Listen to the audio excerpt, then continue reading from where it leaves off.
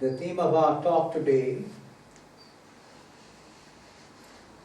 will be on the mystery of silent awareness.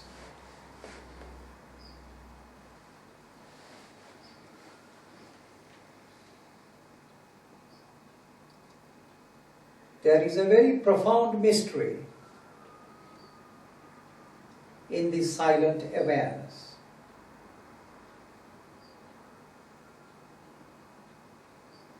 For in this state, one gets in touch with the reality of one's own beingness or existence. Worded otherwise, one gets in touch with one's own divine nature, which is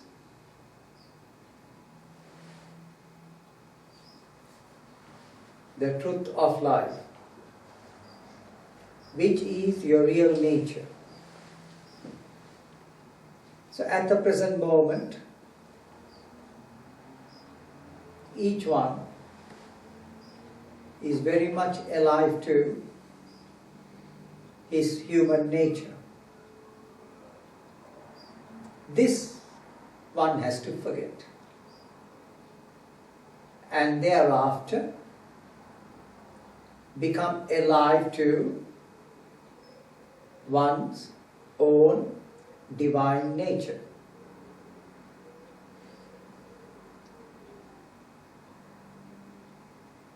And this process of being alive to or being aware of one's own divine nature is also said to be true meditation. So in true meditation, meditation proper, all that you have to do is to maintain the silent awareness. That's all. There are only two words there. You have to become silent to all phenomena around you. You have to become silent to the outside world. That's one phenomena. Then the other phenomena is that you have to become silent to all what's going on in your mental phenomena, in your mind. Become silent.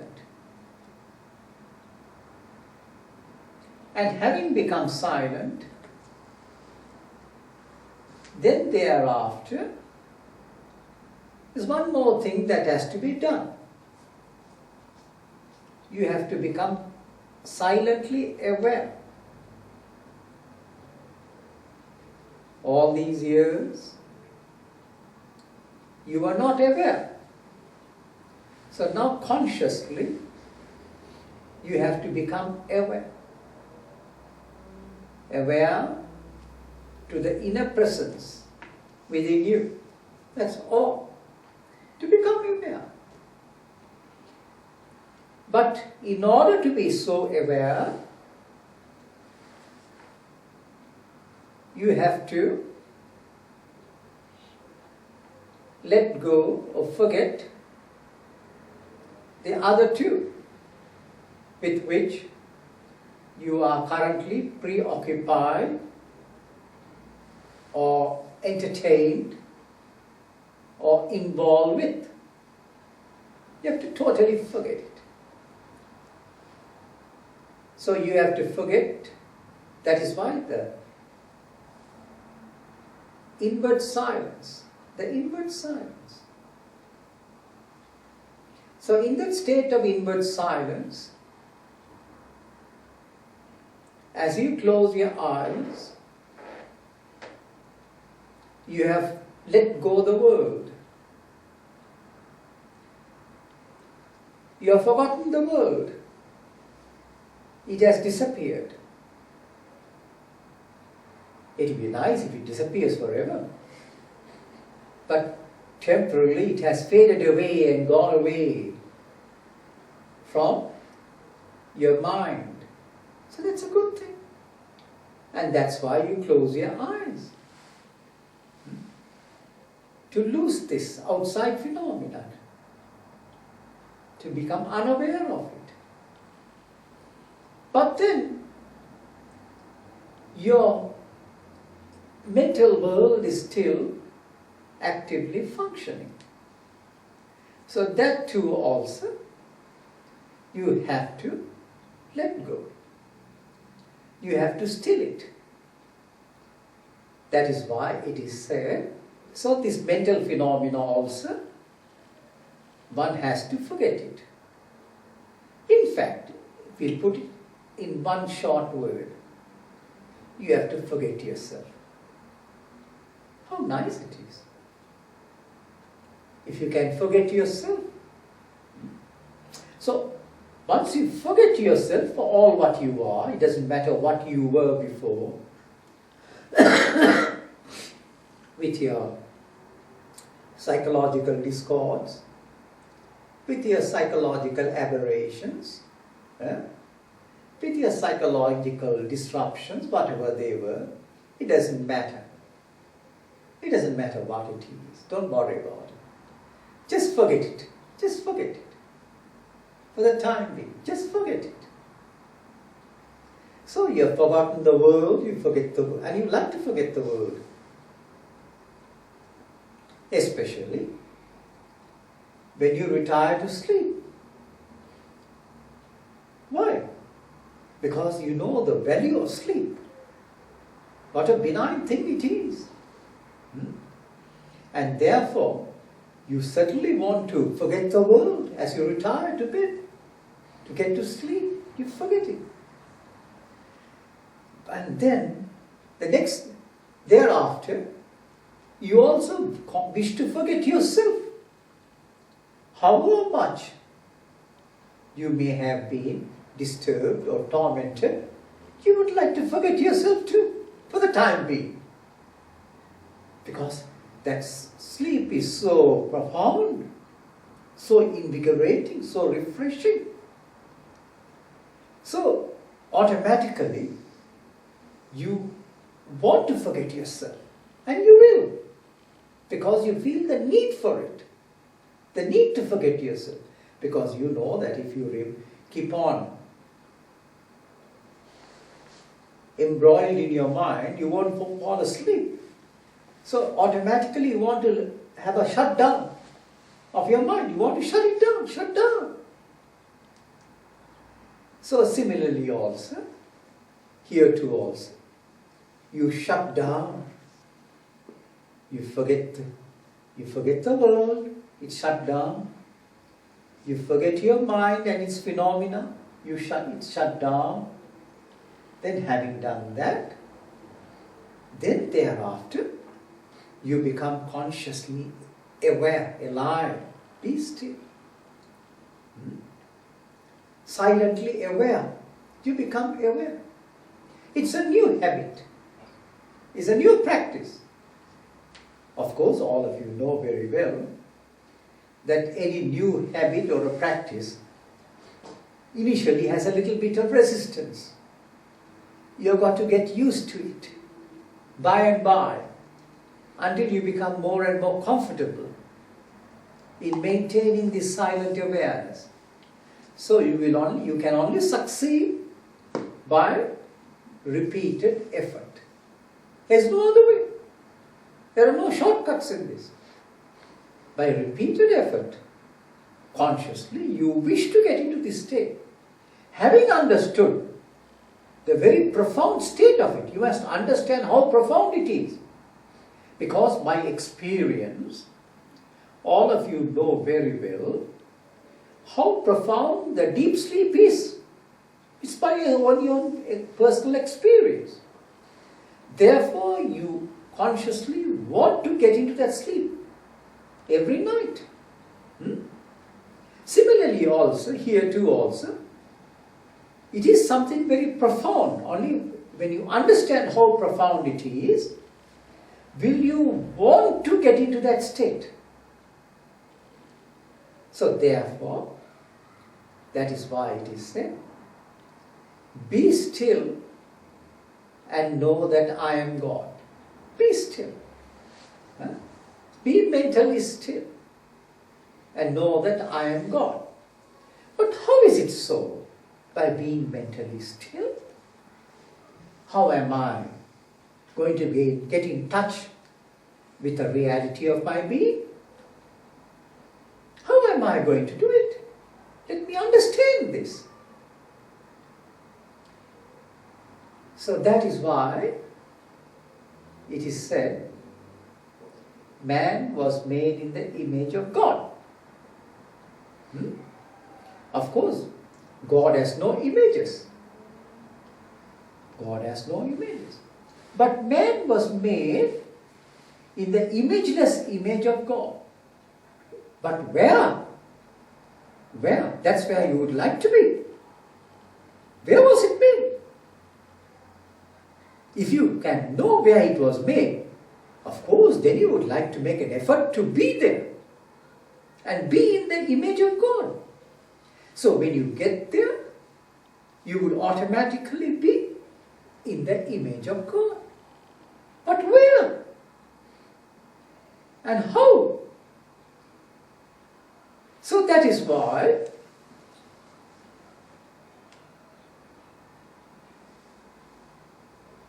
the three wise men, they went about asking, where is he who is born to be the king of his domain, the king? Where is he, the three wise? When the newborn baby Jesus is born, where is he? Where is he? So that word where signifies, it is not only, does it indicate and signify that historical place. Or Bethlehem in Jerusalem. Now, the word Jerusalem means peace also. It means peace.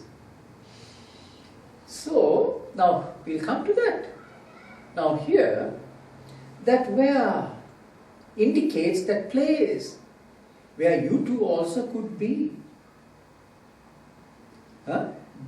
Could be born the Son of God. You too also. You too also. Could be in the image of God. Image of God. Well, you could also be in the imageless image of God. So the answer is very simple. The imageless, God has no images. Therefore, what should you do? You also, correspondingly, have no images of any order. When you have no images of any order, whether it be an image or whatever image it could be, don't have any image of any order, be it the image of the sun or the moon or the image of a light, or the image of a symbol, and words and letters are also symbols.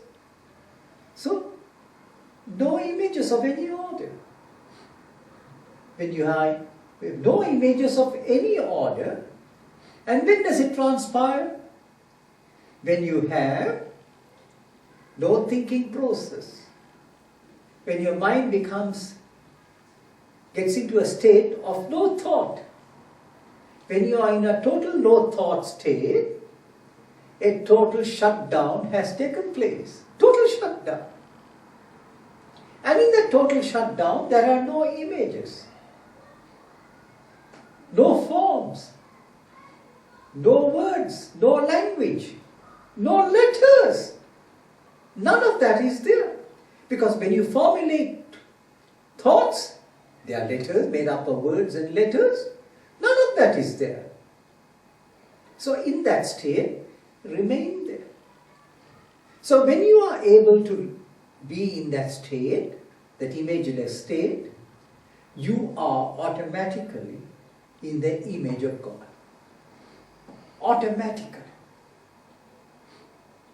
And then what should you do? Having arrived at that point, that is where you should be. Be in that imageless state. That's where you should be. In that imageless state. And then, having arrived there, sustain it. Sustain it. As you keep on, so your work is to sustain it as long as you can. So, this is your work, because God has already made you in His image. So your job is only to arrive there and to sustain it. That's all that you have to do. No more than that. So therefore, in order to do that, what should you do? So they went search, the three wise men went seeking for Jesus in Bethlehem, in Jerusalem. And the word Jerusalem means peace. Peace. So here also, when you are at peace, you have arrived at your destination. So you should be at peace. So when you are at peace, there is no disturbance, there is no discord, and you are maintaining that silent awareness. Sustain it, keep it going. So you have arrived there. And now all that you have to do is maintain it, sustain it. Be there. And that is the most profound activity. Of course, to sustain it, you need an effort. You need an effort. The will must be there. The will in you must be there, which will enable you to sustain it. So you can't. So you need a good will, or a strong will, or a powerful will to sustain, to maintain it. Even if you want to scale a mountain, you need the will to climb up, to surmount it, step by step. So here also you need the will to apply yourself. To apply yourself. In fact, the Dominicans and the Franciscan monks in the olden days, they were questioning which is better, which is superior, whether the will or the intellect. The Franciscans said, it's the will. And the Dominicans said, it's the intellect. You need both. In fact, you need both. And here the intellect means to arrive at this, to be in this no thought state, be in the image. To arrive in this imageless state, for this you require the intellect. The intellect which has led you with an understanding. And the will is also necessary to sustain it, to maintain it. Now, what is this intellect that we are talking about, which is necessary for it? Now, I will try to explain this in another way. What this is, this state, because it has been now mentioned, even in the Bhagavad Gita, it says very clearly, having established your mind in the Atma samstam manaha kritva, na kinchitapi chintayet. Having established your mind in this Atman, in your true self, which is your divine nature, then thereafter, do not think, na kinchitapi chintayet. Do not think of anything. That is an injunction. Do not think of anything. So now here, how is it that this mind of yours, when it is in a state of silence, how it has synchronized itself with the imageless image of God, with the imageless image of God? Now, we come to a little bit of understanding via the definition for meditation. Very definition. It is the non-perception of the non-self. Non-perception of the non-self is meditation or nididhyasana, according to the Advaita Hindu non-dualistic tradition. Non-perception of the non-self, which is equal to, now the definition is in double negatives, it is equal to perception of the self. Non-perception of the non-self. Now let's go one step further. What is the perception that you are having now? Are you not having the perception of the non-self? In your normal day-to-day life, you are having the perception of the non-self. The non-self is all what you are not. So the world is outside, the outside world, you are not the world. Then as far as the mind is concerned, the mental world, all that is part of the non-self. This is what you are aware of. So your current awareness is perception of the non-self. So instead of the perception of the non-self, you add one more word and say non-perception of the non-self. Got the idea? As simple as that. Non-perception of the non-self. And when does it happen? When you naturally forget the world. Forget the mental world. Automatically it has taken place. When this has happened, then automatically it becomes perception of the self. Of the self. Now, we will extend this explanation a little further. It is said, the state of meditation, in the state of meditation, you are supposed to maintain the Brahmakara vritti. Technical, these are technical words. Brahmakara vritti. So, Brahman is the name in the Hindu tradition given for the divine, for your true self. Akara vritti. So, what has happened is, Akara means form. Form means formless form of Brahman, formless form of Brahman. And vritti means your mind has transformed itself into the formless form of Brahman. The formless, your mind transforms itself into the formless form of Brahman. All these years, this mind of yours had transformed itself into a form.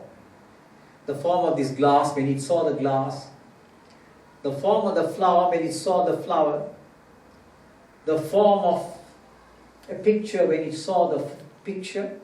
Every time it saw something, your mind automatically got transformed into the form of that perception. Supposing you have no forms, what happens? Tell me. Supposing you perceive no forms in your mind, tell me. Isn't it in a formless state? Right, it's in a formless state. So when it is in a formless state, this mind of yours has automatically synchronized with the idea that was given to you about your divine nature, about Brahma. Huh? The imageless image, the formless form of the divine. Automatically, it has synchronized itself with that, your mind, correspondingly. So now it is in that state. For this state, wherein your mind is in a formless state, and in that formless state, it has become unmodified and is one naturally with your divine nature, And this is what is referred to in Vedanta methodology or terminology as Brahmakara Vritti. The mind assuming the formless form of the divine. Through this understanding, you have arrived at it. And it's very simple.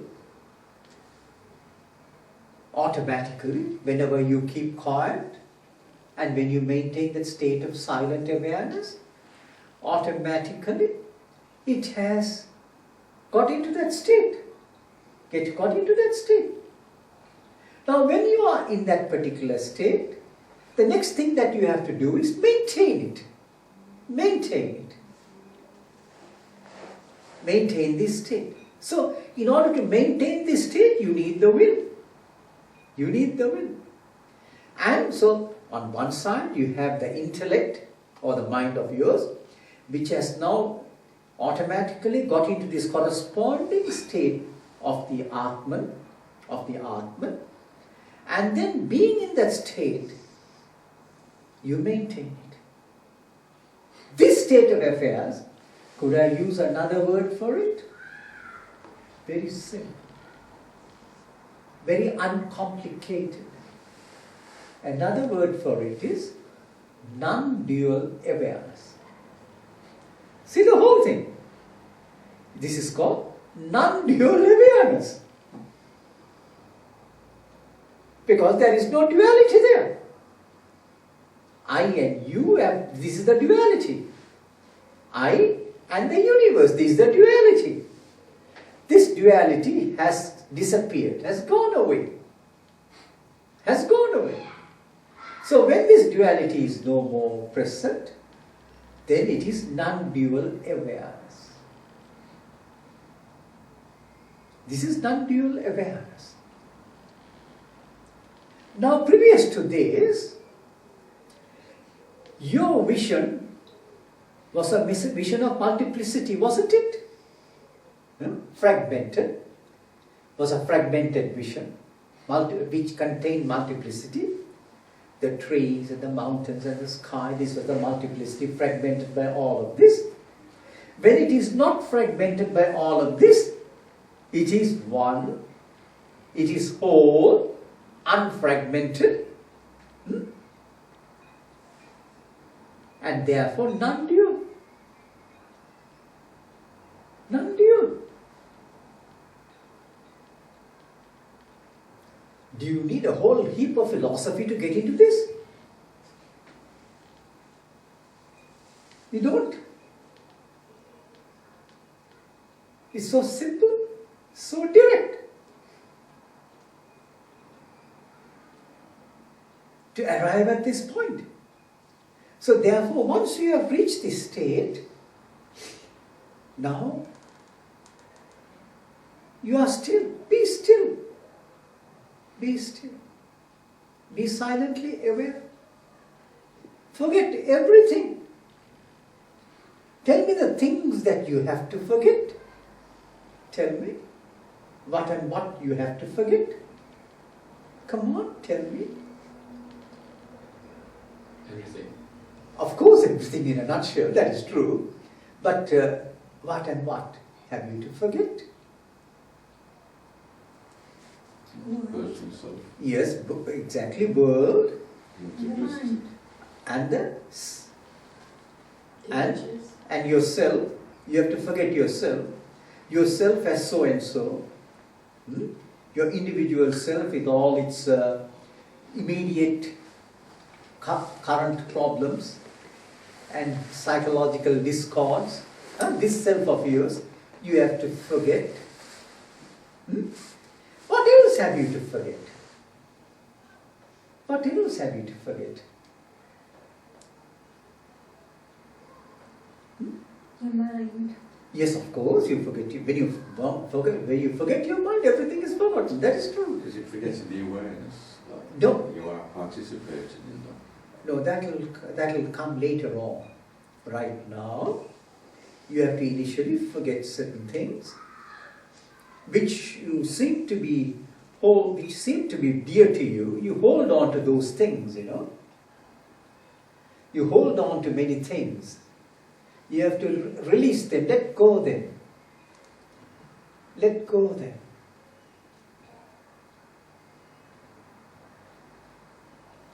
Let go. And we have got, because you have already got yourself streamlined into some teachings, haven't you? You have got streamlined into some doctrines, have you? Have you not got streamlined into some doctrines? And these doctrines seems to be very, very dear to you. What are those doctrines which you seem to hold on to? What are they? Yes, your beliefs, some of your beliefs, and your metaphysical doctrines. The theologies which you have very strongly and earnestly subscribed to. The theological doctrines. Whether it be Christian theology, or Buddhist theology, or Hindu theological teachings, Advaita, all of these, the Buddhist doctrine. So all of these you have to also let go, because passionately you are holding on to it. You are holding on to it. You would say very strongly, I am a theosophist. I am a Buddhist.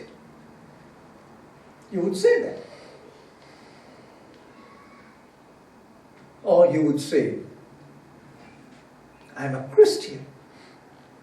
Or a Advaiti. Or a Vedanti. Or a Vedanti. Advaita Vedanta. You would strongly say that. Because you have picked up a theological doctrine, and you now strongly hold on to it. So that too also has to be released. Has to be totally released. Let go all of that. And another thing you have to release too. What is it? Yourself. Yes, yourself. Yes, along with yourself, all your unnecessary affections. All your unnecessary affections, which is now holding you, binding you. All that has to be also released. So when you release all of these things, so I would say, which people seem to resist a little, when I say the third one that they have to forget is, of course, that they understand that you have to forget the world. That's easily understood. You have to forget yourself. That is also understand. But I tell them one more thing which is a little more jarring. You have to forget religion. That's a little too much for a lot of people. You have to forget religion. All religious indoctrination, doctrines and indoctrination. You have to let go of that too. You have to let go of that too. So when you release all of this, then you are free. You are free. And you can, without any encumbrance, maintain this state in a very peaceful and relaxed manner, without attention, without any tension. So you have to be at peace there. No affiliations of any order. You are yourself. You are yourself. Be yourself. Be yourself. So in order to become so aware of your true nature, arrive at this point. Be mentally quiet. Be mentally still. Let go all attachments. Let go all affiliations to everything. Become in a state of total freedom. Maintain this state. Then you arrive at the doorway. And it is said, knock and it shall be opened. Knock and it shall be opened. So how the knocking process is meditation. Knocking process is meditation. So every time you meditate, you're knocking at the door. You're knocking at the door and it shall be opened to you. So no meditation invariably is a wasted meditation. It has its very profound, sublime effect upon you. So therefore this state, the mystery of silent awareness, is so significant because at that time you have got in touch with the reality of your being. And for you to do this, all that you have to do is to keep quiet and forget everything. Forget everything and be at peace with yourself. With yourself. When you are able to be at peace with yourself, with your feelings and emotions, sentiments, when you have no discord with anybody or anything in the world, with anybody or anything in the world, then you can be at peace with yourself. Then at that time, be at peace with the world around you too. And be at peace with all people around you. All people around you, no matter what they are. You get all types of people around you, and the world has got its own funny way of going about too. Let it be, as far as you are concerned. You are stepping out of it. You are stepping out of it onto another dimension of living. To another dimension of existence. You are stepping onto that. Therefore, it has served its purpose as far as you are concerned. For you, it has served its purpose. So be it. So you have nothing for it, nothing against it. It is what it is, the world. Let it be. And then be in this inward state. So it is such a significant state. And Meister Eckhart referred to this state as the silent middle. You know the silent middle?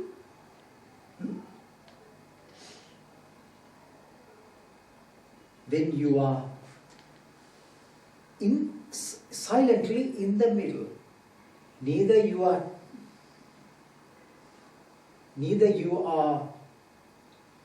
swaying in the one direction, nor are you swaying in the other direction. And you are in the silent middle. And this is what Buddha also referred to as the middle path. To be in the middle, psychological middle. middle. Huh? So when you are in this state, automatically you have got established in Brahman, which is the Atman, automatically. It is not that you need a supreme knowledge about Brahman to be established in Brahman, which is the divine.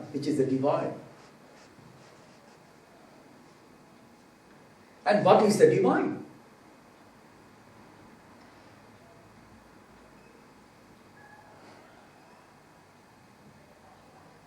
Lord Rama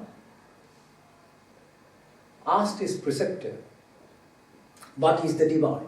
And where is the divine? What is the divine? And the teacher remained silent. Lord Rama asked the second time.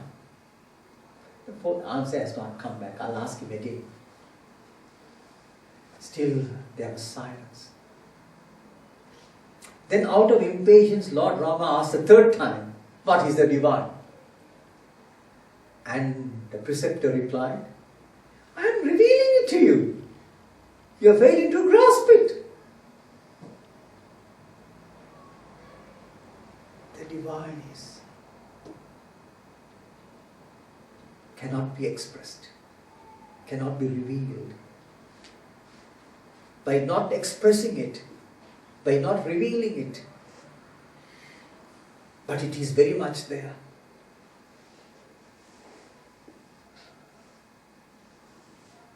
All that you have to do is become aware of it in a state of supreme silence. In a state of supreme silence. Because you are going to become silent to the world around you. And when you do that, you have got to the base. As they call it, the base camp, the expeditions. You have got to your base. Now remain there. That is your base. From where you have to live, from where you have to function. And that is the base from where you have to meditate too. Be in that state. And that will bring about, that state will bring about a mysterious process of inward healing too. It brings about an inward healing. Automatically takes place. Whatever known and unknown discords which may be lurking in the subconscious of your mind get healed in that state. So it's a supreme healer. Om Tat Sat.